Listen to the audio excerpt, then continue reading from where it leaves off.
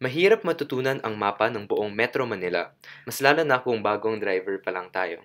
Sa video na to, matututunan natin kung ano ang Waze at paano ito makakatulong sa atin sa pagbigay ng 5-star service sa ating mga riders.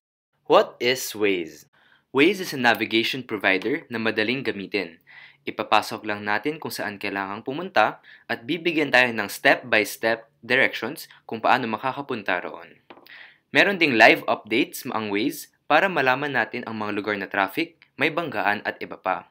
With this, magkakaroon tayo ng faster trips and happier riders. Gamitin ang Waze kung hindi alam ng driver at ng rider kung paano makakarating sa destination. Paalala, laging tanungin muna ang rider kung meron silang preferred route.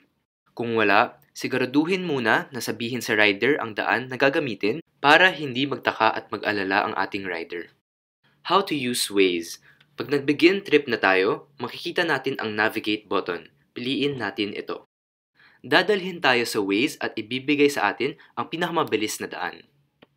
Ipapakita rin ng Waze ang iba't ibang detalye tulad ng details ng trip, level of traffic at mga live report.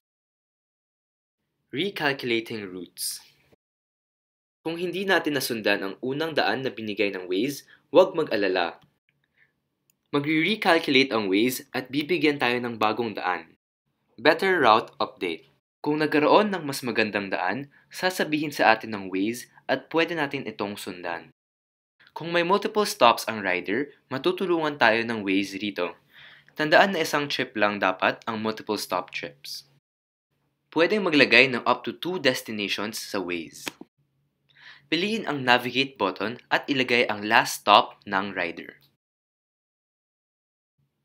Pagkatapos, piliin ulit ang navigate at ipasok ang first stop. Para madagdag ito sa trip, piliin ang add a stop. Makikita natin dito ang distance at time to each stop. Press go. Ituturo ng Waze ang daan papunta sa dalawang stop. Different routes. Kung hindi komportable ang rider at driver na dumaan sa unang route na binigay ng Waze, pwede pa tayong pumili sa ibang routes. Pindutin ang trip details sa ibaba ng screen. Pagkatapos, iselect ang routes. Maghahanap ang Waze ng ibang routes at pwede nating pagpilian ang mga ito. Ang Waze ay nandyan bilang guide sa atin. Hindi tayo dapat umasa lang dito. Habang nagmamaneho, dapat inaaral din natin ang mga daan para mas maging pamilyar tayo dito. Thank you for watching this Waze training video. For questions, email us at partnersmanila@uber.com.